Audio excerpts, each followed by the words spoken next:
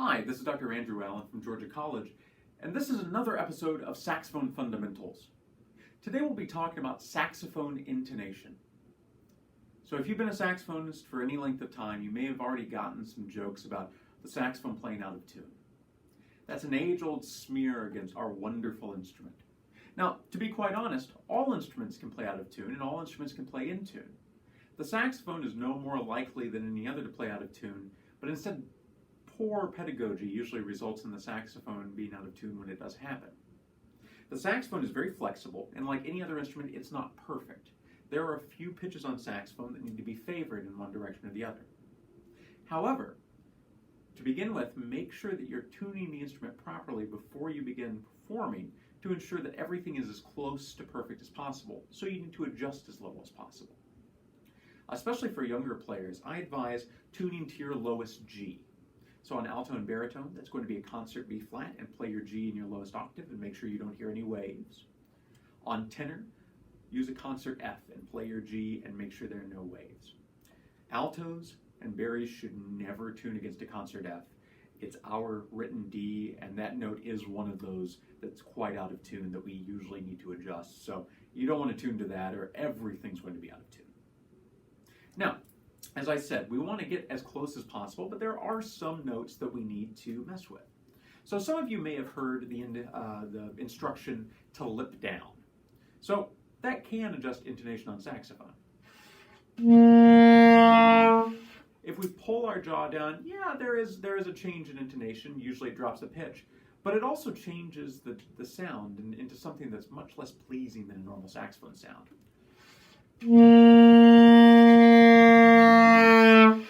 And after a certain point, the sound itself will go away. I'm not a big fan of changing the embouchure. As I mentioned in the embouchure video, this should be a stable platform. I really don't move this except for vibrato, which we'll talk about in the next episode. Instead, this remains relaxed and basically the same no matter where you are on the saxophone, no matter what your pitch is doing. Instead, I advocate something called voicing. Now, that can seem very complicated, but all voicing really is a way of adjusting pitch while keeping all of this stable. Go ahead and try whistling. It's okay if you can't whistle, just make a higher or lower air sound, as I mentioned, a higher or lower whistle. Start with a comfortable pitch somewhere in the middle of your whistling range. As I move my hand up and down, move the pitch up and down.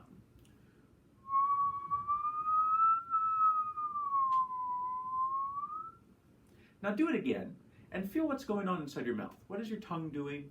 What does your air feel like it's doing?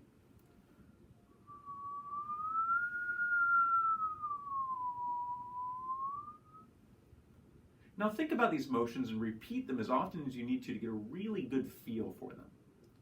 These very same motions are the ones that we're going to use to adjust pitch on saxophone.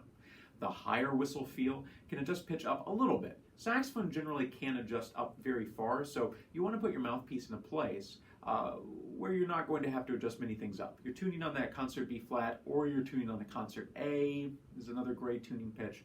Both of those will mainly get you there. But we have quite a bit of flexibility for pulling pitch down. The few pitches that are consistently out of tune on the saxophone, D with the octave key, A and up with the octave key, your palm keys, generally speaking, we need to bring those down. So watch, I'm not going to move my jaw at all. I'm going to think the low whistle and see how far I can pull a pitch down without the sound breaking.